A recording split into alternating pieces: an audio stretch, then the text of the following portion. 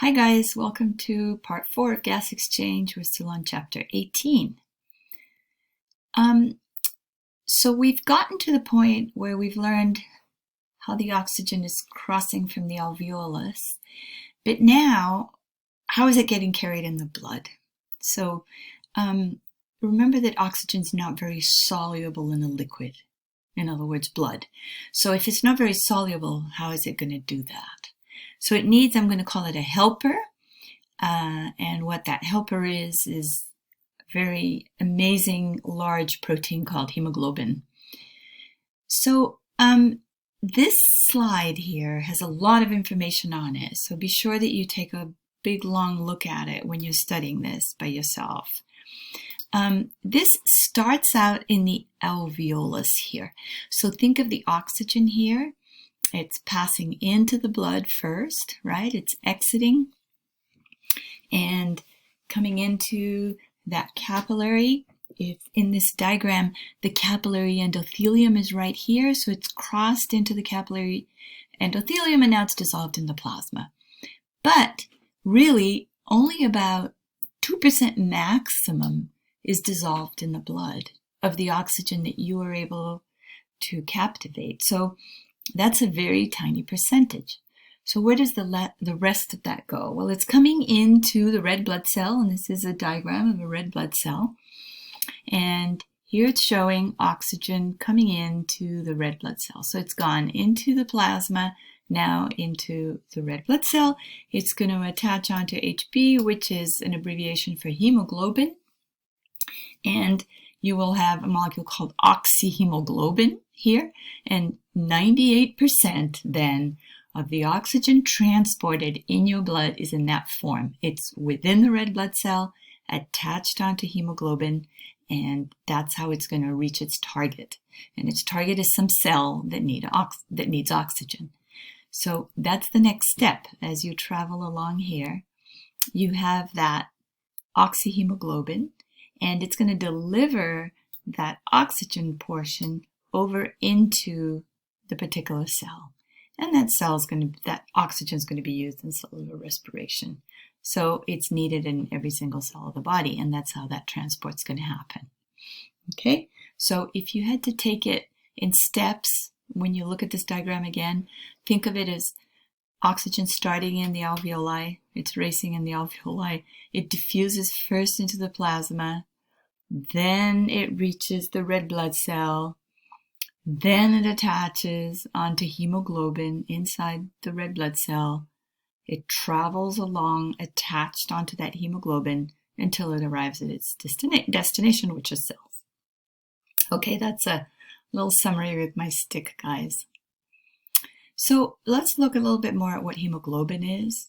Within the red blood cell, we have many molecules of hemoglobin, and I'll give you the numbers in a little bit. So it's a protein, as I said, and this protein has an amazing attraction, or affinity as we call it, for oxygen. So if you were to do this in a lab and get some hemoglobin and put it close to oxygen, oxygen would attach onto that hemoglobin molecule. So it's got this huge attraction, and it will become part of that molecule. So what does it look like? It has 4 protein chains. So in colors here is the red, the green, the purple, and then the other red one. So these are 4 chains within that protein. And inside each one of those, it has a heme group. This group in here, 1, 2, 3, 4. And in the center of that heme is an iron molecule. Okay? So if you were to look at just the heme, this is, part of that molecule, and in the very center it has a molecule of iron. So heme, I'm saying, is an organic compound containing iron. Iron binds 1 molecule of oxygen. So 1 hemoglobin is able to bond 4 molecules of oxygen.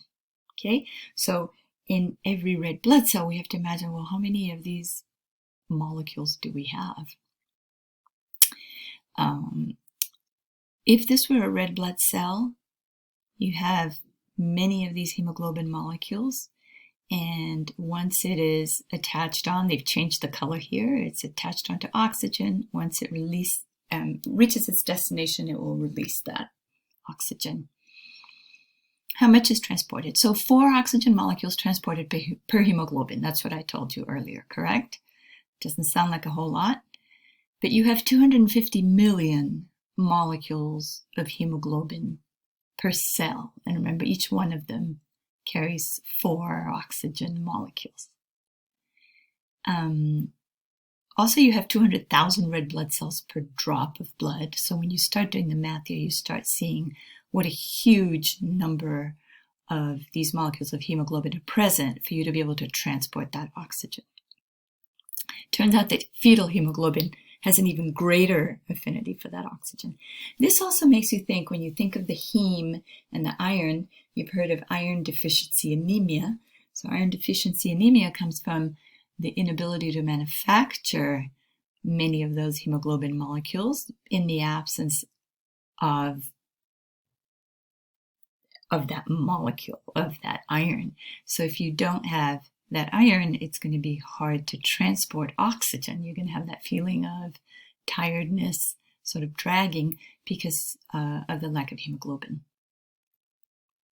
So do we have enough hemoglobin? Synthesis requires iron from the diet that you get in red meat. If you don't eat red meat, you eat beans, you eat spinach. Many vegetables are high in iron. I know that artichokes are very high in iron too. So if you were to have excess iron, you store it in the liver. Now, if you have way too much, then it can be toxic. And you could have GI pain, cramping, and in more extreme cases, even internal bleeding. So too much of anything is not a good thing. Does hemoglobin transport other gases? So here's this molecule with a huge affinity for oxygen. Does it transport anything else? And the answer is yes. It also binds to carbon dioxide, but on a different site. You wouldn't want those two to be competing. You wouldn't want the site for oxygen and carbon dioxide to be competing, because you have to transport both.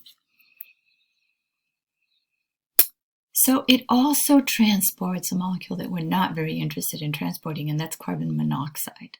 Carbon monoxide competes with oxygen, and that is exactly the same site. So if you were exposed to a lot of carbon monoxide, that site of attachment would be filled with carbon monoxide instead of oxygen, and it would asphyxiate you, because you would have the hemoglobin all loaded, but not loaded with oxygen. It would be loaded with carbon monoxide. The problem with carbon monoxide is that it also has a huge affinity for that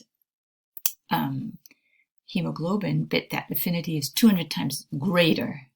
So being in an environment that has a carbon monoxide leak is very, very dangerous. It also doesn't smell. You can't tell that it's around, and you would sort of fall into a sleep. And if that's not removed, you would asphyxiate. Okay, oxygen transport. What if, let's think about something. What if oxygen were transported, just dissolved in the plasma, and we forgot about the hemoglobin part? Would that work? I'm telling you that 2% is transported, but what if you just tried to dissolve all of it? Would you or could you get enough of that CO2 dissolved? Think about that. Well, we talked about the solubility of oxygen in a liquid is very low. So no, there's no way that you could dissolve enough of that to be able to nourish all the cells that need that oxygen. So here's a picture that talks about that.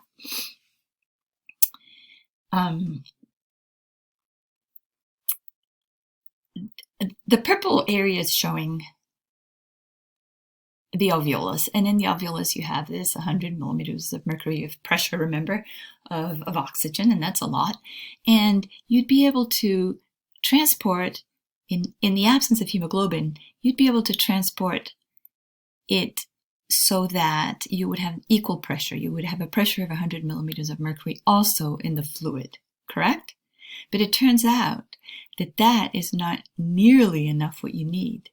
So because of its low solubility, you need to be able to transport that amount, these little dots that we have. Now let's go to the second figure here where you do have hemoglobin, and you would still have that amount dissolved, but then this miracle molecule, protein, would remove some of this oxygen and attach it onto the molecule and allow more of the oxygen from the alveolus to dissolve. So you're always going to have that 2% dissolved, but you're going to have a reservoir of 98%, sort of your savings account of oxygen. And then if it were to get low in the blood, this savings account will go releasing into the blood. So this example that they give you here is the normal example, when you have 100 millimeters of mercury of pressure of oxygen in the alveolus. Well, what if, now this is a big what if, you were in some dire condition where you don't have that pressure for whatever reason. You're way up in altitude or something's malfunctioning, and that pressure that's getting to the alveolus is only 28. So it's a fourth of what it should be. Would you be dead? So this is what would happen. You would still have some of it dissolved, right? Some of it would be able to dissolve in that blood. And then the savings account would still be carrying about 50% of their maximum load of oxygen. So yes, you're low in oxygen, but you're still, these molecules have such affinity for themselves that they're holding on to this oxygen and just releasing very little at a time, keeping this individual alive, which is a really good idea. So this is not going to drop down to a fourth. It's not going to drop down to 25% of the maximum load of oxygen. It has that affinity. It's able to hold on to it in case this dire situation continues. And then it will continue to release it little by little. And if this situation gets worse, then this is going to drop down to 40 and 30, and in an effort to hold on to that oxygen and keep this individual living.